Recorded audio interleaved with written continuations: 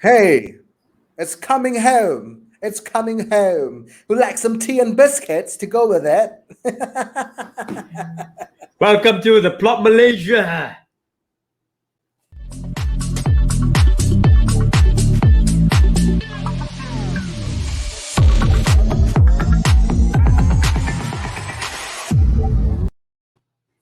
Hello, welcome to the Plot Malaysia. It is our 60th episode. This is the show for the fans. By the fans. Woohoo! Whoa, whoa, whoa, my goodness.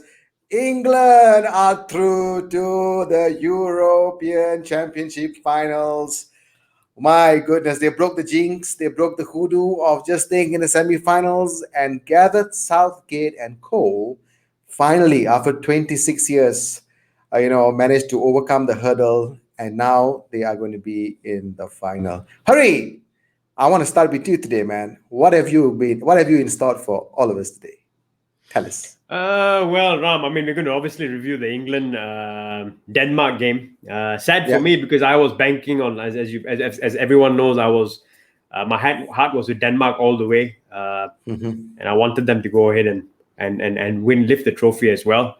But Mm. England went through. So yeah, we're going to be reviewing that specific game today, man, Ram. It's more like, let me Yep. correct you there, though, Ram. It's not coming home. Yesterday it's diving home. Okay, Harry. Before we go on to that, hold your thought, Harry. I just wanted you to get your opinion on that first. But before we move on, let me just talk about one of the product mentions that we actually have. Santan and Sambal. Homemade Nasi Lemak. Okay, kampung style Nasi Lemak with delivery. You can see the WhatsApp number. You can order via WhatsApp, pre-order. This person, okay, Deborah Joy Peter, okay, is what do you call that? A chef trained writer extraordinaire. Now again, chef, of course, making this from home. My goodness, I had my nasi lemak today. It was absolutely delicious. 15 ringgit is absolutely worth it. The chicken so succulent. Mwah. Deborah, thank you so much. I'm going to order this again. Hurry is definitely salivating right now, thinking about it. I'm pretty Yep, sure yep, he yep. wants some as well. It's going to be All it's right. going to be on my list for the next couple of days, man. Surely. All right, so you got the poster, take down the number, and of course, make your order. So, hurry, yeah, go ahead, man. Tell me. It's diving home, you said? It's diving home, bro. It's absolutely diving home, isn't it? What can I say, Ram? I think there's a lot to be said, but I think should we start with you, Ram? Tell me what you think, because you're the England fan here. What do you think of the English performance yesterday, and how do you think the game played out yesterday? Well, it started off great. The first few minutes, I thought England they were just wanting to score an early goal. You could see the intent that they actually had. But as the game went on, after the 15-minute mark, you could see Denmark was winning the balls in the midfield. Every single time England tried to pass by their own half, Danish players were just coming at all force, winning the balls. They had the better chances, as obviously at that point of time. They could have scored a couple of goals. But I have to say, Mikael Damsgaard, my goodness, what a player. At 21 years old, my goodness, the free kick. That was such a beautiful free kick. I think Cristiano Ronaldo would have been very proud of Yep. to see that free kick. I think it was beautifully struck, and of course, no chance for Pickford. But as the game went on after the goal, then England obviously, they knew they had to do something because they have never been in this situation throughout the entire tournament. They don't have to come back from behind. But this is where it's perfectly set up for all, England fans, who are thinking that okay, they got a good chance in the final. This is what I wanted to happen. I wanted Denmark to score first, so I wanted to see how they would actually come back, and they did. And time again, Harry Kane played so well yesterday. Sterling was amazing. Luke Shaw was amazing. Declan Rice, Calvin Phillips, everyone was just at their top game yesterday. Harry Maguire as well, well played defensively. And of course, England were well deserved winners, after extra time. Harry, I'm so excited to hear your thoughts. on the Yeah. game, because I know you were rooting for Denmark. But before you say that, Harry, I just want to say that I do feel for Denmark, because I thought they were really really trying to create that fairy tale, which almost happened. They played really well. Of course, there are some players that I really enjoyed watching. Dolberg, Damsgaard played really really well. So yeah, I thought they gave a good fight. But goodbye Denmark. Harry, over to you. What do you think? Yeah, I mean, listen, very, very proud of the Danish team. I think I think it was everyone's second team in the tournament. They had a brilliant fairy tale journey. Now, let me start by talking about the football before anyone gets me wrong, right? So let me just Yeah. start talking about the football first. From a Yeah. footballing standpoint, you're right. England thoroughly deserved to go through to the final. They were by far the better team, actually. Created lots of chances. I thought, Declan Rice, Calvin Phillips is actually better. I thought he was outstanding, middle of the park. I thought Maguire had a good game. Shaw had a good game. Yep. Walker, I thought, was brilliant. One of the possibly one of the men of the match, Kyle Walker. His recovery runs were brilliant. But yeah, the standout player, Harry Kane, was good, no doubt. The standout player was Raheem Sterling. He was unplayable yesterday. I think he had like 16, he attempted 16 take-ons, completed 10, which is most in the tournament. He's probably in the line for player of the tournament, and he had an outstanding match yesterday. He was unplayable. I think what they did, and Vestergaard, I think what they did, a smart move by Southgate was when he brought Grealish on, he moved Sterling to the right, and Sterling just kept running at Vestergaard. Vestergaard's tall, he's powerful, but he couldn't deal with Sterling on the ground because he's so nippy and skillful. So I think time and time again, he kept getting at him and getting past him. And I think, he had an outstanding game. So England well and truly deserved to go through. Now, these are my issues. So from a Danish standpoint, I thought England started pretty well, but then after 5-10 minutes, Denmark started quieting the crowd. They started playing well. It was very even. In fact, they had some good chances. Then they scored a free kick. England then came back into it, were dominant for a bit. So it was a very 50-50 first half. The second half, the first 10 or 15 minutes was pretty much the same. I thought Denmark started very well in the early part of the second half. What happened after that was I thought they started tiring. That's why you could see the manager made 3 changes. He took off a lot of the key players. And the big difference yesterday was squad depth, which is what we've been talking about so far. On paper, England have by far the better team and a stronger bench by far, right? The Danish players started tiring. He took off Delaney, who was top class. He took off Damsgaard, which I thought was a mistake, but maybe he was too tired. Once Damsgaard went off, I thought the game changed. It was all England then, and Denmark couldn't progress up the field. So I thought a key reason for that was Denmark tiring. Now, what played into that? This is one of the things I'm very disappointed about this tournament, or the organizers of the tournament. England are probably the only team in the tournament who have played 5 out of 6 matches at Wembley. They haven't even had to travel from London to any other part of England. Every other team has had to travel. Now, Denmark, in the last match, England was in Rome, yes, but Rome and previously they were all at Wembley. So that was the only trip out of UK. Traveling to Rome, which is about 2.5 hour flight. Denmark had to travel to Baku, Azerbaijan for their game, which was about 5.5, 6 hours away, and then fly back into London. So I thought that was a very unfair advantage that England had. And that was a big reason why I thought the Danish players really tired. The journey, the travel time, etc. So I think that way, from that perspective, tournament organizers should have done a better job of making it a more level playing field in that sense. So that played into it for Denmark. Apart from that, there were a couple of things that disappointed me, if I'm going to be honest. Not about England, the team itself, but the fans. I don't like the fact that, I'm not saying all the fans, but it sounded like a big majority of them were booing the Italian national anthem at the start. I saw the Danish national anthem start, and I'm not for that at all. I saw it in the previous England game as well, and I don't think that's appropriate. You've got to have respect for the national anthems. There was also some I would say some idiot in the crowd, if I'm going to be honest, who was flying a laser at Kasper Schmeichel while he was trying to save that penalty, and also at the Danish players throughout that extra time and second half. He kept flying it around. I thought that's not necessary at all. So those were things that really disappointed me. Now I'm going to move to the referee and Sterling. Sterling, like I said, unplayable, brilliant game. England deserved to go through, but the way they went through, in my opinion, was not acceptable from a refereeing standpoint, from a VAR standpoint. You bring in VAR to remove these kind of situations, right? And what happens is now it's such a dubious penalty. It's controversial. It's not even controversial. It's not a penalty. Anyone who saw that is not a penalty. Referee makes a mistake. It can happen because a lot of legs in between, but VAR has to instruct the referee to go look at that monitor. If he looks at that, he reverses his decision. I'm very confident about that. Mourinho said it's not. Wenger said it's not. All the English pundits said it's not a penalty. So if he looks at that monitor, it's not a penalty. In such a crucial game, a defining moment, Denmark are tired. They're defending for their lives, and to lose like that to a decision which is not even a penalty is not acceptable. So that was poor from the referee, and more so from VAR, in my opinion. Now, I mean, I'm sure guys have seen this going around, but it wasn't just a penalty issue. It was this. Did anyone see this on the left-hand side? There were two balls on the pitch when Sterling was making that run for the penalty. And the best part, the other ball was in the exact part of the pitch where Sterling was making that run.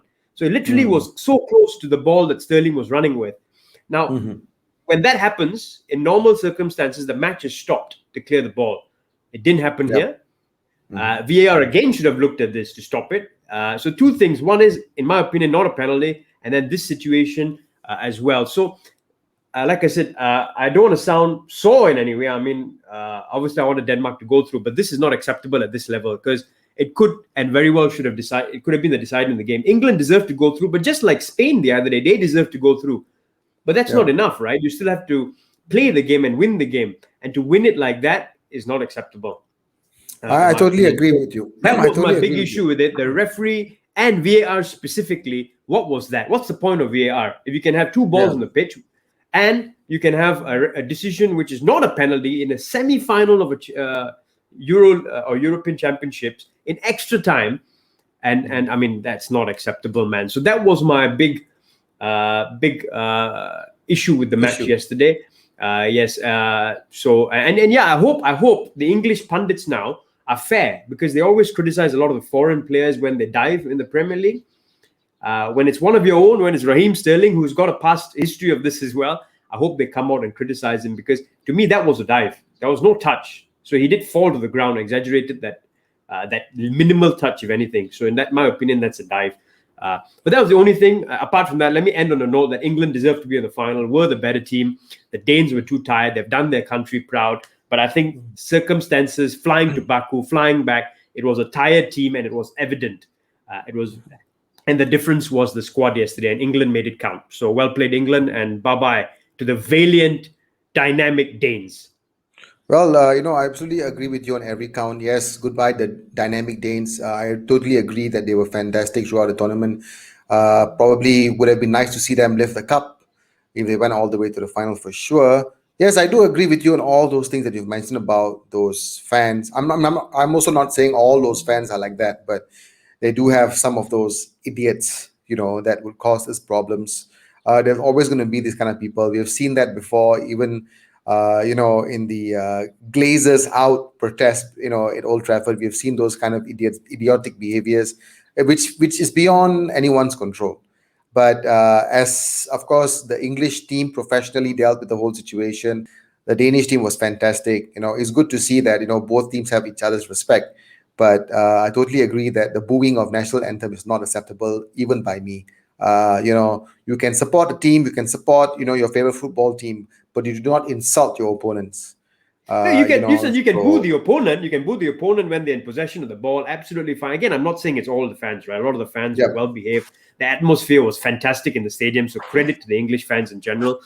But booing a national anthem, and it's happened twice. It happened in another game I saw as well. That's disrespect for another country and the anthem, and I'm not for that.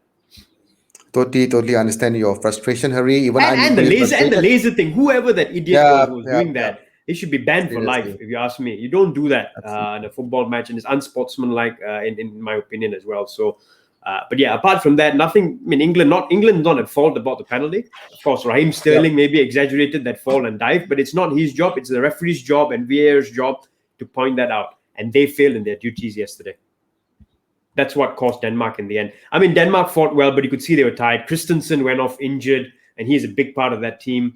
I mean, like I said, a lot of the key players started tiring. Damsgaard as well. Once Damsgaard went out, I thought the game was all England. So England deserves to be in the final. It's going to be a cracking final, by the way, and I can't wait for it. But yeah, got to say a big note of credit. They've been a credit to the tournament, the Danes, and we're going to miss them. Absolutely. But going back to the game, of course, if I could just add a few more things, I just thought, Joachim Mæhle could have had a better game. as Yep. compared to his previous games. I think, like Yep. you said, I think Kyle Walker was brilliant. Yep. Completely shut him out, and stopped him from making those crosses in. And of course, that could have possibly resulted in a few goals. But the way England attacked yesterday using the flanks down the right mostly, I think that was absolutely brilliant. So nice to see. It's a Yep. brilliant setup. It's a brilliant setup to the final because so many people were criticizing England, saying that they will be defending, they will not be going forward, they will not be attacking after they score the goal. But of course, yesterday they showed that they could also continuously attack, continuously pressure.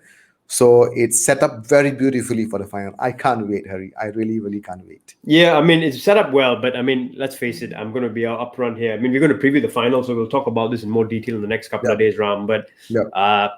they have not played any team as good as the Italians so far, the English. In terms of opponents they've come up against, this Italian team is another beast altogether. They're intense, they pressure throughout the game. They have got ballers in midfield who can keep the ball and dominate the ball. They've got pace up front, trickery up front, and they've got two stalwarts in defense who know how to defend. And when it comes to game managing a game, there's no one better than Italians. They are shrewd. They know how to get over the line. So they've not come up against any team as intense, I would say, as the Italians, and that press like the Italians. So it's going to make for a cracking final. Okay, well, kudos to that. Let's see what happens, obviously. But hey, I'm gonna forget all the other games that were played. It is the final, guys. The final. We will be reviewing it, previewing it, of course. Very very soon. But hey, I'm gonna forget all those other games and look forward to this one because all those other games that were played are now gone. Final is a Yep. new game. Both teams are going to come out, wanting to win the trophy. A lot can happen. So yeah, looking forward to it, Harry. Anything you want to add before we end the show, No, Harry? no, that's about it. I think we'll talk about predicted lineup, etc. in the next game. But I thought Grealish had a good game when he came on, and Yeah. in my opinion, I mean, Saka had a good game. He set up the first goal, but Oh, I just he like was the look of absolutely it. brilliant. I just like the look of Grealish on the left and Sterling when he went on the right, and I think that's what England should go with if they want to have a chance against Italians, because Grealish can keep the ball. If they keep giving the ball to the Italians, they're going to get punished. Then they are a lot more inventive than the Danes, and they're a different threat altogether. So it's going to make a cracking game, and we will preview it. So I don't want to spoil it. We'll preview the game in the next couple of days. But yeah, Ram, that's all I want to say. And over to you. Thank you very much, Harry. Indeed, thank you for sharing your thoughts and opinions. Very sorry of course, sorry to you for Denmark not progressing. But hey, one more match left to go. We are looking forward to it, and I'm sure you guys are also looking forward to it. Keep your comments coming in. Share with us your thoughts. Like our videos, subscribe to our channel, share our videos to all your friends, and of course, we will see you very, very soon. And before we end, just a reminder: remember to check out Santan and Sambal. Get your Nasi Lemak, from Deborah. Based on the number that I've actually, mentioned in the poster earlier. And I'm also going to be putting it down on the description so you can have a look. Order your Nasi Lemak. It's absolutely delicious. Oh my God, I can't stop talking about it. Anyway, before I go on about the Nasi Lemak, let us sign off from the plot. Thank you very much, guys. This is the Plot Malaysia. Signing off from the Plot Malaysia. This is the show for the fans. By the fans. Europe, Europe, Europe, Europe, Europe, Europe, Europe, Europe, Europe. Europe, Cheers, Europe. Ram. Cheers.